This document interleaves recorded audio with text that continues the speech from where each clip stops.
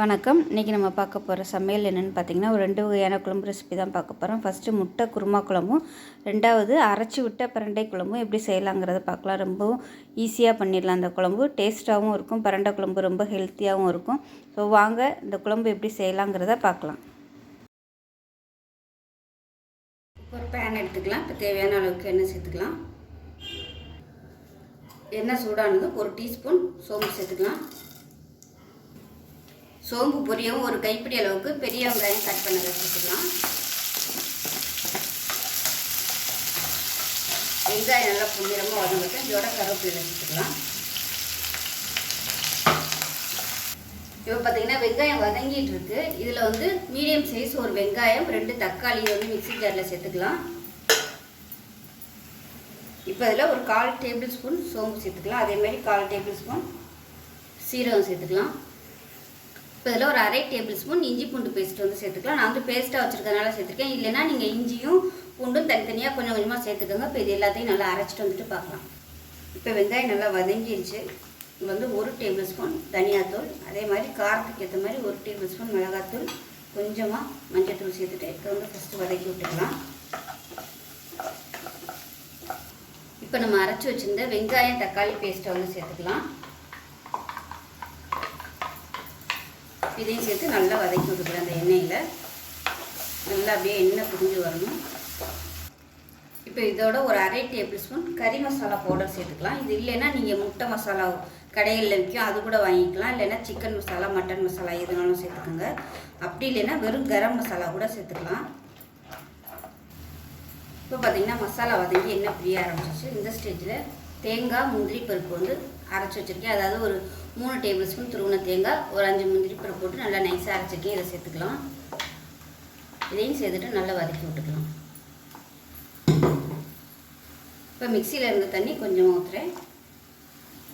இது எல்லாத்தையும் சேர்த்து ஒரு 2 நிமிஷம் வதக்கிக்கலாம். இப்போ 2 நிமிஷம் வதக்கியாச்சு. இப்போ தண்ணி சேர்த்துக்கலாம். தேவையான அளவுக்கு சுடு தண்ணி சேர்த்துக்கோங்க. குழம்பு எந்த அளவுக்கு வேணுமோ அதுக்கு தகுந்த மாதிரி தண்ணி சேர்த்துக்கோங்க. குழம்புக்கு தேவையான உப்பு சேர்த்துக்கலாம். சேர்த்து கலந்து விட்டுட்டு முட்டையை சேர்த்துக்கலாம். ஒரு 4 முட்டை வேக விட்டு வச்சுருக்கேன். வேக விட்டு இந்த மாதிரி லைட்டாக கட் பண்ணி வச்சுருக்கேன். இதை சேர்த்துக்கலாம். ஸோ நான் இன்றைக்கி 4 தான் சேர்த்துருக்கேன். நீங்கள் இன்னும் ஒரு 2-3 முட்டை சேர்க்குறதுனாலும் சேர்த்துக்கலாம். இது கொதிக்கட்டும். இது குருமா ஸ்டைலில் தான் இருக்கும். இது பார்த்தீங்கன்னா ஒரு குருமா குழம்பு வச்சா எப்படி இருக்குமோ அந்த டேஸ்ட்டில் தான் இருக்கும். அதாவது முட்டை குருமா குழம்பு மாதிரி இருக்காது, அந்த அளவுக்கு இருக்காது. ஸோ இது நல்லா கொதிக்கட்டும். இப்போ குருமா குழம்பு எப்படி இருக்குன்னு பார்க்கலாம். பாருங்கள், ஓரம்லாம் லைட்டாக எண்ணெய் பிரிய ஆரம்பிச்சிருச்சு. இந்த ஸ்டேஜ் அமர்த்திடலாம். லாஸ்ட்டாக இறக்க போயில் பொடியாக நறுக்குனா கொத்தமல்லி புதினா போட்டிங்கன்னா நல்ல ஃப்ளேவராக இருக்கும். நான் இன்றைக்கி என்கிட்ட இல்லாதனால நான் சேர்க்கலை. அவ்வளோதான். அருமையான முட்டை குருமா ரெடி ஆயிடுச்சு. ஸோ இட்லி, தோசை, சப்பாத்தி எல்லாத்துக்குமே அருமையாக இருக்கும். தேவையான அளவுக்கு எண்ணெய் சேர்த்துக்கலாம். எல்லாமே வெங்காயம், தக்காளி, பிரண்டை எல்லாமே வதக்க போகிறோம். அதனால் அது வதக்கிற அளவுக்கு எண்ணெய் விட்டுக்கலாம். எண்ணெய் சூடானதும் 1 டீஸ்பூன் சீரகம் சேர்த்துக்கலாம். அதே மாதிரி 1 டீஸ்பூன் மிளகு சேர்த்துக்கலாம். இது கூடவே ஒரு 7-8 பூண்டு சேர்த்துக்கலாம். அதே மாதிரி 10-15 சின்ன வெங்காயம் சேர்த்துக்கலாம். இது எல்லாத்தையுமே வதக்கிக்கலாம். இப்போ இது கூடவே பிரண்டை பார்த்திங்கன்னா நல்லா ஒரு 2 கைப்பிடி அளவுக்கு பிரண்டை எடுத்துருக்கேன். பிரண்டை வாங்கிட்டு அந்த சைடில் உள்ள நார் எல்லாத்தையுமே எடுத்துடணும். எடுத்துட்டு கழுவிட்டு சேர்த்துக்கலாம். இதையும் சேர்த்து நல்லா எண்ணெயில் வதக்கி விட்டுக்கலாம். இந்த பிரண்டை எண்ணெயில் நல்லா வதங்குச்சுனா தான் டேஸ்ட்டாக இருக்கும். இப்போ இது கூடவே நல்லா ஒரு கைப்பிடி அளவுக்கு கருவேப்பிலை நல்லா கழுவிட்டு சேர்த்துக்கலாம்.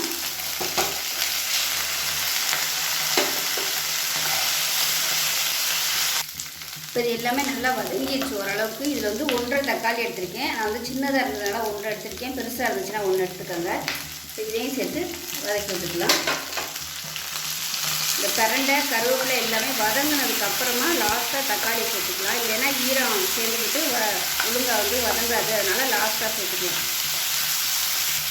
இது தேவையான உப்பு சேர்த்துக்கலாம். இது எல்லாமே நல்லா வதங்கிடுச்சு. ஆற விட்டு நல்லா நல்லா நைஸாக அரைச்சிக்கலாம். இப்போ அமர்த்திட்டு இதில் வந்து கொஞ்சமாக பெருங்காயத்தூள் சேர்த்துக்கலாம். கட்டி பெருங்காயம் வச்சுருந்திங்கன்னா வதக்கையில் போட்டு நல்லா பொரிய விட்டுட்டு அதுக்கப்புறமா எல்லாத்தையும் சேர்த்துக்கோங்க. அவ்வளோதான். இது ஆறுனதுக்கப்புறம் அரைச்சிட்டு பார்க்கலாம். இப்போ பார்த்திங்கன்னா வதக்கினது எல்லாமே மிக்ஸி ஜாருக்கு சேர்த்துட்டேன். இதில் வந்து ஒரு 4 ஸ்பூன் அளவுக்கு துருவன தேங்காய் சேர்த்துக்கலாம். இதையும் சேர்த்து நல்லா நைஸாக அரைச்சிக்கலாம். கடாய் சூடானதும் எண்ணெய் சேர்த்துக்கலாம். நல்லெண்ணெய் சேர்த்திங்கன்னா டேஸ்ட் நல்லாயிருக்கும். எண்ணெய் சூடானதும் கடுகு உளுந்து 1 டீஸ்பூன் சேர்த்துக்கலாம். அதோட கொஞ்சமாக வெந்தயம் சேர்த்துக்கலாம். கருவேப்பிலையில் கொஞ்சமாக சேர்த்துக்கலாம். இது கூடவே பொடியாக நறுக்குன்னா வெங்காயம் வந்து ஒரு 5 வெங்காயம். இப்போ நம்ம எல்லாமே வதக்கி அரைச்சிட்டோம். அதனால் சும்மா ஃப்ளேவர்க்காக மட்டும்தான். அதே மாதிரி ஒரு 3 பல் பூண்டு வந்து பொடியாக கட் பண்ணதை சேர்த்துக்கலாம். வெங்காயம் போட்டு நல்லா வதங்கிடுச்சு. இதில் வந்து குழம்புத்தூள் சேர்த்துக்கலாம். வீட்டில் அரைச்சி வச்சுருக்க குழம்புத்தூள் வந்து சேர்த்துக்கலாம். அதே மாதிரி மிளகாத்தூள் வந்து காரத்துக்கு தேவையான அளவுக்கு சேர்த்துக்கலாம். நான் வந்து ஒரு 2 டேபிள் ஸ்பூன் சேர்க்குறேன். காரம் நல்லா சுள்ளுன்னு இருந்தால் பிடிக்கும்னு நினச்சிங்கன்னா இன்னும் கொஞ்சம் கூட நீங்கள் சேர்த்துக்கலாம். இப்போ லேசாக எண்ணெயில் வதக்கி விட்டுட்டு அடுப்பு வந்து மீடியமாக வச்சுக்கோங்க. இல்லைன்னா பொடி வந்து கறி போயிடும். கறி வச்சுன்னா டேஸ்ட்டும் மாறிடும், கலரும் மாறிடும். லேசாக 2 பரட்டு இந்த மாதிரி பரட்டி விட்டுட்டு நம்ம அரைச்சி வச்சுருக்கிற இந்த பேஸ்ட்டை வந்து சேர்த்துக்கலாம். வெங்காயம், தக்காளி, பிரண்டை எல்லாமே அரைச்ச பேஸ்ட்டை வந்து சேர்த்துக்கலாம். சேர்த்துட்டு நல்லா வதக்கி விட்டுக்கலாம். இப்போ மிக்ஸியை அரைச்சிட்டு கொஞ்சமாக தண்ணி சேர்த்துக்கலாம். சேர்த்துட்டு கலந்து விட்டுக்கோங்க. இப்போ இதில் சின்ன நெல்லிக்காய் சைஸ்க்கு புளி வந்து ஊற வச்சுருக்கேன். இப்போ அதை கரைச்சிட்டு இந்த புளி தண்ணி வந்து சேர்த்துக்கலாம். இப்போ கரைச்சி வச்சுருந்த புளி தண்ணியும் சேர்த்துக்கலாம்.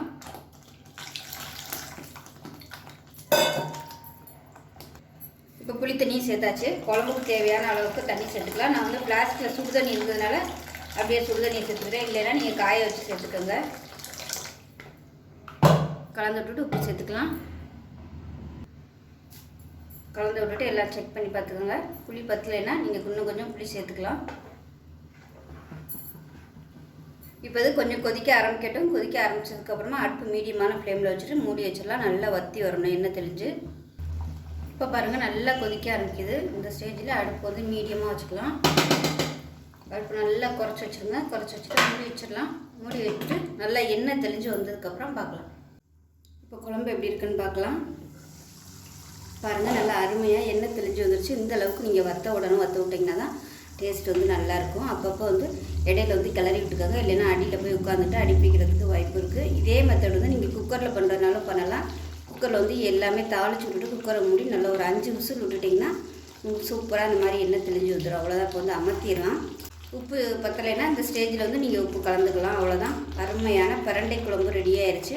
டெய்லி வந்து சாதத்தில் ஒரு புளி இதை போட்டு சாப்பிட்டிங்கன்னா நல்லா செரிமான சக்தியும் கிடைக்கும். நல்ல பசி எடுக்கும். உடம்பு குறைக்கணும்னு நினைக்கிறவங்க இந்த குழம்பு வந்து நீங்கள் டெய்லி வச்சு சாப்பிட்லாம். அவ்வளோ அருமையாக இருக்கும். 1 வாரம் கூட நீங்கள் ஃப்ரிட்ஜில் வச்சு சாப்பிட்லாம். இட்லி, தோசை எல்லாத்துக்குமே நல்லாயிருக்கும். சாதம் எல்லாத்துக்குமே. ஸோ கண்டிப்பாக இது மாதிரி ட்ரை பண்ணி பாருங்கள். வாரத்தில் ஒரு நாளாவது இந்த குழம்பு செஞ்சு சாப்பிடுங்க. அருமையாக இருக்கும். ஸோ இந்த வீடியோ பிடிச்சிச்சுன்னா லைக் பண்ணுங்கள், கமெண்ட் பண்ணுங்கள், சேனலை சப்ஸ்கிரைப் பண்ணுங்கள், பக்கத்தில் உள்ள பெல் பட்டனை ப்ரெஸ் பண்ணுங்கள். நன்றி.